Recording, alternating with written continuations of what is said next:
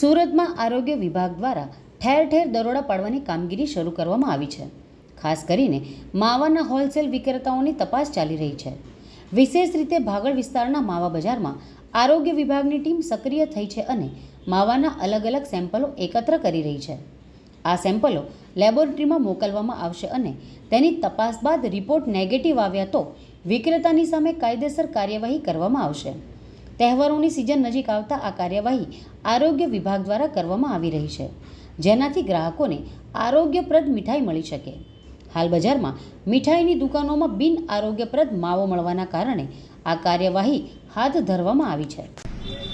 Deputy commissioner Shri health and hospital અને આરોગ્ય અધિકારી શ્રી સૂચના અને માર્ગદર્શન હેઠળ સુરત મહાનગરપાલિકાના ફૂડ વિભાગના ફૂડ સેફ્ટી ઓફિસર દ્વારા માવાની સંસ્થાઓમાં તપાસની અને નમૂના લેવાની કામગીરી કરવામાં આવી રહી છે. હાલમાં 8 સંસ્થાઓમાં તપાસની અને નમૂના લેવામાં આવી રહેલા છે અને એ નમૂના પૃથ્થકરણ સારું ફૂડ લેબોરેટરીમાં મોકલવામાં આવશે અને જો કોઈ સંસ્થાના રિપોર્ટમાં ખામી જણાશે તો તેની સામે ફૂડ સેફ્ટી એક્ટ મુજબ કાયદેસરની કાર્યવાહી કરવામાં આવશે.